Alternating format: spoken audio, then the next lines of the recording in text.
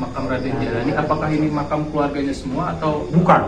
bukan? Nggak ada yang ngalamin. Ini nggak ngalamin. Semua yang ada di kuburan sini 1, 2, 3, 4 nggak ngalamin. Nggak ngalamin. Cuman hanya ini satu. Ini dulu pernah dibongkar. Tahun berapa, Pak? Waduh, kalau tahunnya lupa ya. Saya nggak namanya almarhum. Waktu dibongkarnya kira-kira Komparsan itu umur 32 tahun. Jadi kalian bisa lihat Komparsan umur sekarang berapa, kalau 32 tahun berapa ya gitu. Jadi ini beliau bilang, Marsan, kalau lu nggak percaya, lu bongkar kuburan gua masih ada. Dibongkar tuh, Pak? Dibongkar. Jadi istilah kata, ini hari dikubur, besok dibongkar, persis kayak begitu. Padahal penemuan dari uang keping itu tahun 1113. Iya. Pas dibongkar jasadnya masih utuh. Masih utuh. Iya. Ada kemungkinan bagi saya ya, beliau ini dulunya pernah membaca Bismillahirrahmanirrahim.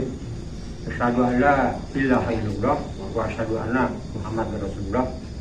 Allahumma sholli ala sayyidina Muhammad wa ala sayyidina Muhammad. Bergabung lagi Allahumma sholli ala sayyidina wa syafi'ina Muhammad wa ala alihi wa sahbihi wa sallim wa zala min jari ya umati ali syafati bi rahmatika ya arhamar rahimin. Jadi temboknya ini itu menjadi tembok salawat Nabi. Malaikat mungkar manakir nggak bisa masuk ke dalam ini. Jadi istilah kata Allah berkata, tidurlah nak, bangun-bangun nanti di miliar. Nah, jadi beliau itu nggak meninggal, dibebaskan dari dalam kuburnya. Mau kemana? Waktu dibongkar, ini hari dikubur, percis, masih bau, wangi. Nah, waktu saya disamper sama kilap, saya di sini nih. Ini bumi kalau bisa ngomong-ngomong. Waktu kejadian malam itu di sini. Ini masih tanah lempung semua. Itu masih tanah lempung semua, tanah lempung. Ya, udah tanah lempung. Ini ada bekas peluran zaman dulu dah. Ini pintu. Ini di sini pintu. Di sini pintu. Ini di sini pintu. Berarti masuk dari sini ya. Nah, itu pintu juga, tapi itu udah pemakaman. Ini nggak ada. Tapi udah dikubur lama. Setelah ini dibangun, baru pemerasan di sini ada isi, misalnya ada isi. Itu, waduh, tuh bilangin, coba kalau saya kencing di sini apa di sini gitu kan? Itu. Jadi kalau saya kencing pojok sana aja biar nggak ada kuburan ya. Tapi saya numpang ya. Jarang kalau orang yang berani kisah buka ini di dalam kalau berani. Iya. Jangan itu bohong. Berarti banyak juga yang udah dikisahkan. Banyak, itu bohong, nggak bener. Kalau berani ya cerita di sini. Nah, kalau ini ya, ini asli orang dari Lengkong Gudang, Pakulonan, Serpong. Berarti udah lama juga, Pak? Ini begini. Ini seorang guru besar ahli ilmu tasawuf. Namanya Syekh Abdurrahman bin Haji Syaidar, seorang ahli ilmu tasawuf yang punya buku kitab Tuan Syekh Abdul Qadir Zani Qors Abdul Sirahu, seorang wali kutub. Jadi dibilang, hai bini, kalau anda kata gua nggak ada kubur gua deket Kumpi Dengkot. Zaman dulu orang nggak tahu namanya Buyut Raden Jalani, bilang Kumpi Dengkot kan. Itu orang sini dulu nggak ada yang ngalamin lah, kata ini kuburan udah ada jadi nggak tahu tahun berapanya. Tapi kuburan masalah ini belum ada dulu ya? Udah ada ini. Ini doang satu. Ini belum ada.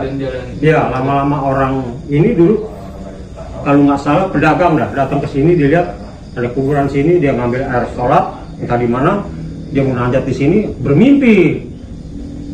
Ini seorang ustadz guru besar di rumahnya juga buka pesantren, kecil pengajian untuk pesantren pengajian gitu. Jadi kalau orang malam Jumat pada bawa air sama dia dibacain, ada pasok besar dibacain itu riwayat Tuan Syekh Abdul Qadir Al-Jalani Qors Allah Sirrahu Kutub Robani wa Arifin Samadani Al-Syekh Samidin Abdul Qadir Al-Jalani, dibaca di tiap apa.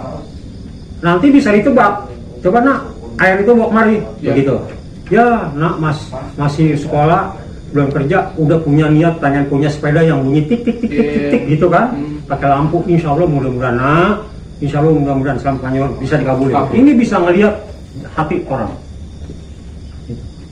Guru besar ilmu tasawuf namanya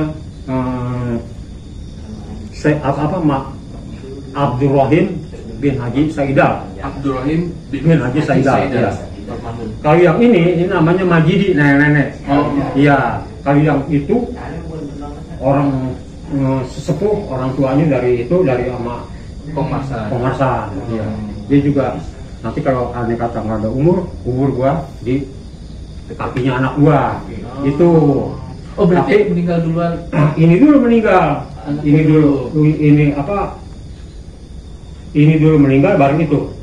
Dibilang kubur saya jangan jauh dari orang tua saya, gitu. Yang meninggalnya ini dulu, ya ini Anak dulu, itu iya. dulu. Duh, siapa namanya? Itu, Tapi pernah ada kejadian goib juga, Pak? ya itu namanya Kong Sandan. Kong Sandan. Iya, Kong Sandan punya anak. Ini Bapak Kumpidila. Bapak Kompidila. Ya, kalau Bapak Kumpidila itu pernah bertemu sama saya. Mm-mm. Buyut Raden Jalani juga pernah bertemu sama saya. Gitu. Kalau saya bohong, saya gabung di dalam keramat. Iya. Jadi saya ceritakan, saya ketemu sama Kumpidila ini, Nah, gimana? gini ceritanya. Itu waktu Pak.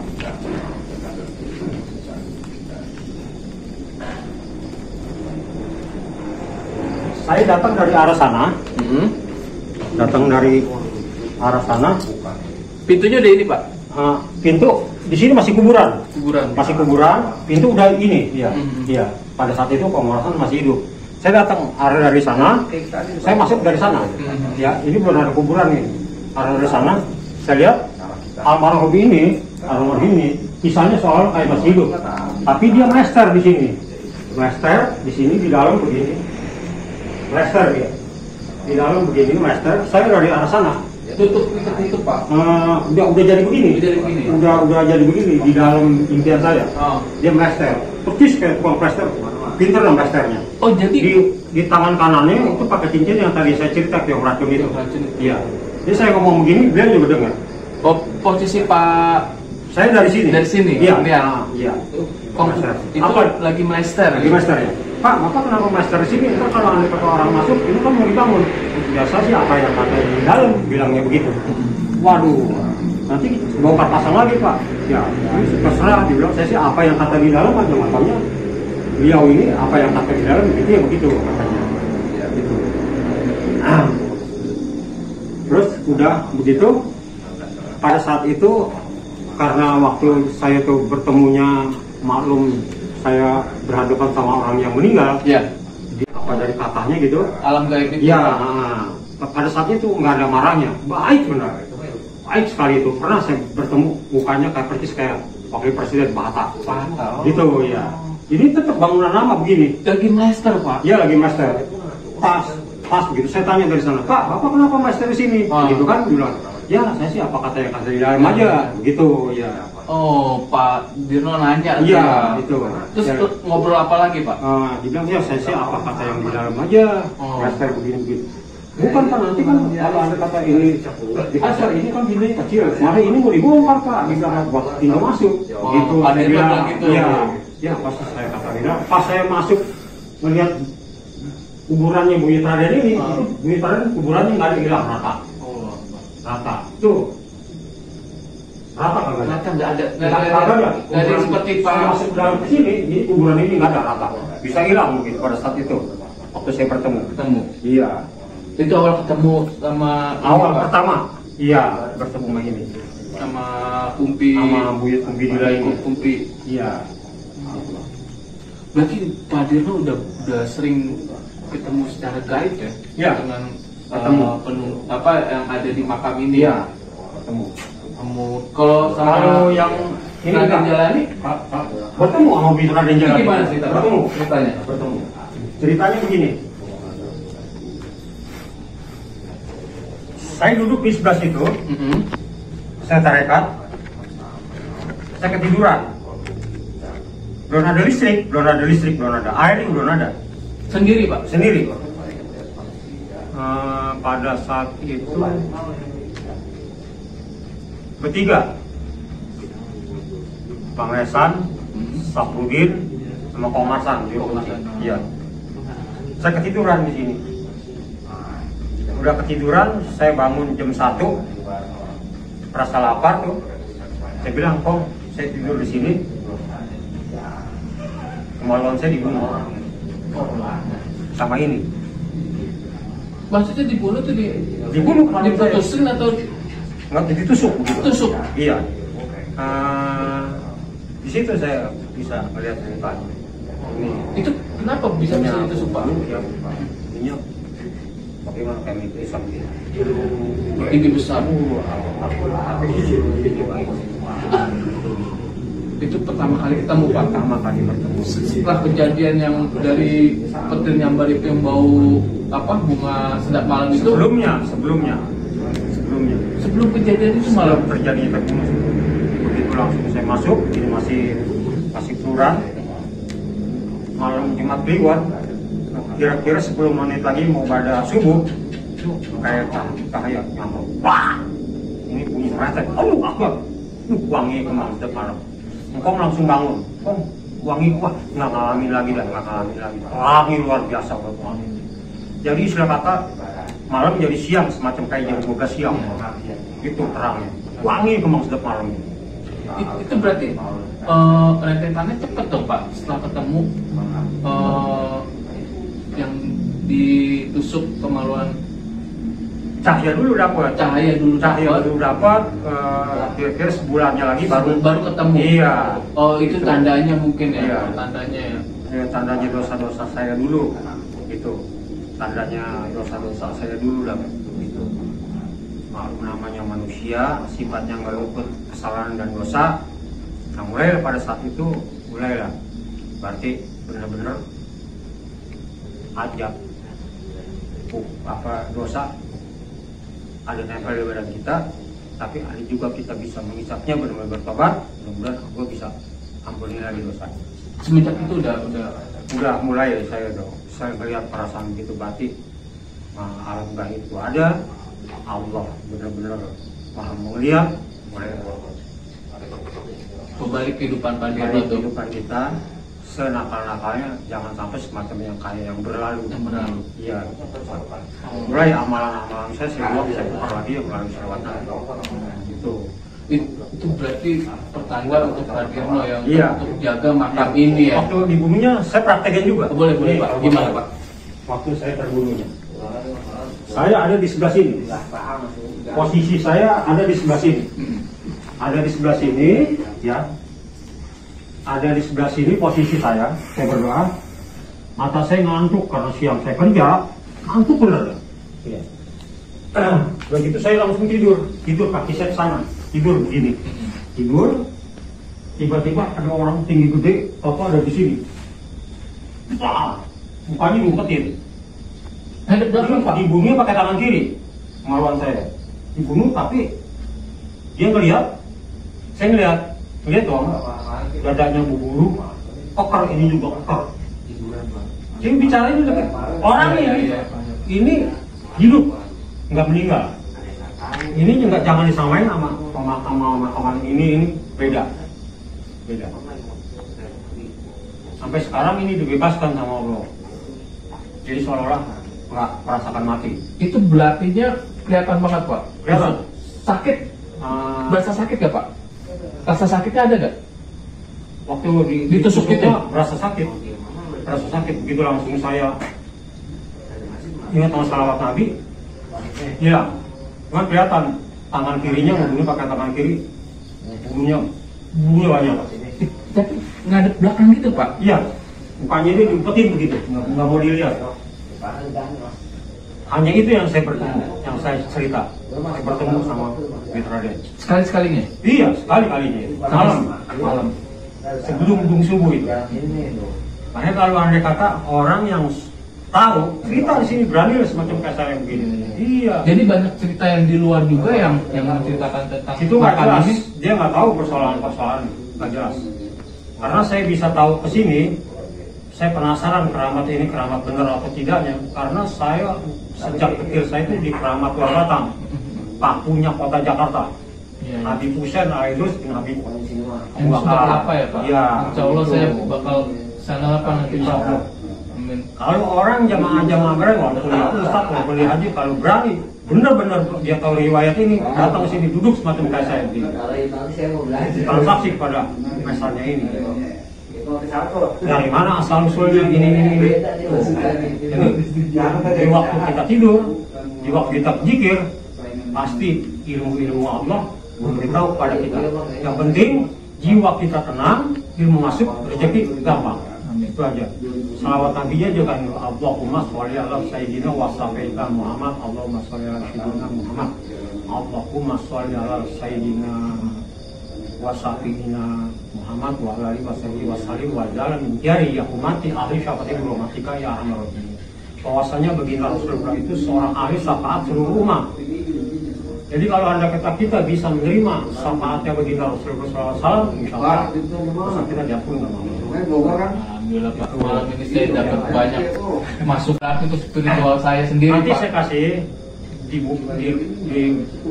buku namanya itu buku berjudul Manaqib Baginda Rasulullah SAW. Ada juga buku Manaqib Tuan Syekh Abdul Qadir Al-Jalani Qadas Allah Sirrahu Kutub Rabbani wal Arifin Samadani Allah Samida. Ada bukunya Tuan Syekh. Cuman yang saya pelajari, yang saya mendalami itu Manaqib Baginda Rasulullah SAW. Manaqib Baginda Rasulullah. Ya. Itu bahasa Indonesia Ya. atau Bahasa Arab. Bahasa Arab. Bawahnya ada juga bahasa Indonesia? Indonesianya. Oh. Iya. Jadi agar mudah-mudahan kita mendapatkan syafaatnya dari baginda Rasulullah SAW, agar menjadi tembok kuburan kita menjadi syafaatnya baginda Rasulullah SAW. Allah memberikan pemakaman kita tembok selawat Nabi Allah, dapat syafaat dari Nabi Allah, ya. Insya Allah malaikat mungkar dan nakir nggak pernah bertanya-tanya, nggak bisa masuk dalam kuburannya. Apa sebab temboknya menjadi salawat Nabi? Salawat Nabi Allah. Iya, jadi tidur anak di sini nanti bangun-bangun di wamil kiamat dibangunin, itu aja. Ya saya juga dapat ilmu ini. Saya zikir di Keramat Korbatan, saya zikir di Kampung Bandan, itu. Dari kecil Pak. Iya, kecil saya dulu di situ. Tiba-tiba saya datang ke sini, saya ngeliat pemakaman siapa nih, pemakaman bener apa pemakaman kagak bener, gitu Iya. kan? Saya yakin dong, saya punya Tuhan juga. Saya minta sama Allah, ya selawat Nabi. Dia bilang, ya Allah. Saya mau, tunjukilah siapa dia. Saya orang berdosa, nggak ngerti apa-apa ya. Tunjukilah. Kita duduk, saya selalu merenungi wajah ibu saya. Saya berzikir, baca selawat Nabi, apa zikir, selalu saya angkat, ya Allah, ya Rasulullah, ampunilah ibu saya. Ya Allah, ibu saya pergi haji ada di tanah suci. Cepeng putih ayam saya nggak ngongkosin. Itu yang ngongkosin paman saya sendiri. Pulang-pulang ibu saya, namanya Haji Fatimah ibu saya, itu dapat uang 700 real. Oh. Ada yang masukin dalam angin. Pas pulang, saya cium tangan ibu saya tubruk. Itu di Pasar Ikan, daerah Penjaringan, Jalan Cucut, RT 8 RW 4, itu penuh yang tetangga pada datang itu. Dibilang ibu Haji Fatimah dikasih uang sama malaikat 700 real. Itu nggak tahu uang dari mana Pak? Pada saat itu waktu dia habis buku muter itu ya, pas dibuka angin itu ada yang masukin uang. Bersek-resek dia takut karena 100 real itu ada duitnya, ada kumis setebal, dia takut dia buang tuh di bawah permadani itu. Takutnya kalau terjadi potong tangan. Pas dia pergi wukuf lagi balik itu masih ada. 3 harinya lagi dia mau pulang, dimasukin lagi ke dalam angginnya tuh. Pasrah diri, akhirnya sampai ke bawah pulang uang itu. Pada saat itu saya berdoa di sini, ya Allah ya Rasulullah, ibu saya sedang ada di Mekah. Cukupi ya Allah, cukupi lah, sampai saya menangis. Akhirnya cukupi sama pulang bawa uang. Saya nggak bohong. Ini lagi di depan perang saksi, buat apa? Itu Berarti aja. doa ke ibu tuh wajib untuk anak ya Pak. Anak wajib untuk mendoakan ibunya. Iya, makanya waktu saya berdoa di sini nggak pernah saya minta dunia apa nggak. Ya Allah ampuni dosa saya, ampuni dosa ibu saya. Gitu. Jadi ada nafsi tak dan milik hati surga itu di bawah telapak kaki ibunya. Gitu. Nah, ini banyak banget ini masukan dari Pak Dirno. Ya, saya juga bukan orang yang benar juga Pak Dirno, dalam artian saya juga banyak dosa, makanya ya alhamdulillah ada yang ngajak saya kemari. Maaf, kagak ada keramat yang ampuh di dunia kalau bukan dari ibu kita sendiri. Ya. Jadi kita mau ke keramat mana, bayangin wajah ibu kita, ketawanya, bercandanya, kita baca sama Allah, ya Allah ampuni dosa ibu saya, ampuni dosa saya, jangan minta-minta harta dunia dia. Tahu-tahu waktu saya keram di sini, saya bisa kebeli rumah 3 di sini. Allah Akbar. Iya. Akhirnya Pak Dirno Asli saya di Keramat Korbata. tinggal Asli sekarang di sini dah. tinggal di sini. Saya punya rumah 3 di sini. 3. Berkahnya dari sini saya berdoa, berjuang, berusaha, jiwa tenang, ilmu masuk, rezeki mudah. Selalu amalannya salawat Nabi. Salawat Nabi. Allahumma sholli ala sayyidina Muhammad wa ala sayyidina Muhammad. Ya, Allahumma sholli ala sayyidina Muhammad wa ala sayyidina wa sallim wa sallim wa zal min jari ya umati ali syafati berhormatikan ya rahmat. Bawahnya baginda Rasulullah SAW seorang ahli syafaat seluruh umat. Mudah-mudahan kita dapat ilmu syafaat dari baginda Rasulullah SAW, insya Allah berkah selamat. Amin. Makasih banyak makasih ya Pak Dirno. Saya juga sebelum kemarin kan dapat masukan juga dari Pak Dirno kan. Jadi sebenarnya saya juga ya itulah untuk spiritual agama saya tuh ini banget Pak Dirno, minim banget. Makanya saya tanya Pak Dirno apa sih yang harus kita lakukan sebelum ke makam keramat. Pak Dirno bilang hubungin orang tua ibu gitu kan kalau masih ada, minta doanya. Makanya tadi saya sebelum kemarin saya WhatsApp ibu saya, Bu saya mau ke makam keramat Raden Jalani gitu. Di mana Ciputat? Oh ya udah makam kakek saya kan udah meninggal, ke makam kakek lah nanti kata dia. Ya Allah ya saya bilang nanti saya ke sana. Makanya selalu ada yang naruh kembang sedap malam. Memang beliau dulu waktu semacam kayak nyamber kilap itu wanginya kembang sedap malam. Kembang sedap malam. Makanya setiap ada malam itu ada kembang sedap malam. Kalau anda kata kita beli 10, ya adanya di sini ya kita bagi-bagi satu begitu ya. Jadi wanginya beliau wanginya kembang sedap malam. Tuh. Sobat receh, ini sebenarnya masih banyak yang bisa kita dapat. Masih insya Allah mudah-mudahan selama panjang umur, berkah selamat apa nanti di lain kesempatan kita menyambung lagi. Amin. Makasih banyak Pak Dirno. Nah ini saya pribadi ya semoga jadi orang yang lebih baik ya. Ya kita datang ke makam keramat ya sebenarnya bukan untuk meminta ya seperti Pak Dirno bilang kan, bukan untuk meminta hal duniawi atau apapun, tapi untuk dia mendoakan orang tua kita, mendoakan diri kita untuk jadi lebih baik ya. Semoga ini jadi masukan untuk seluruh penonton yang nonton di channel saya Pak. Nah semoga untuk yang orang yang menceritakan yang lain-lainnya itu juga bisa tahu nih akhirnya nih, oh ini yang bener tuh ceritanya Pak Dirno, karena Pak Dirno tuh udah ngalamin sendiri dari tahun 1991 sampai sekarang 2023 tuh bisa ceritanya itu. Oke, Sobat Receh, terima kasih banyak. Assalamualaikum warahmatullahi wabarakatuh.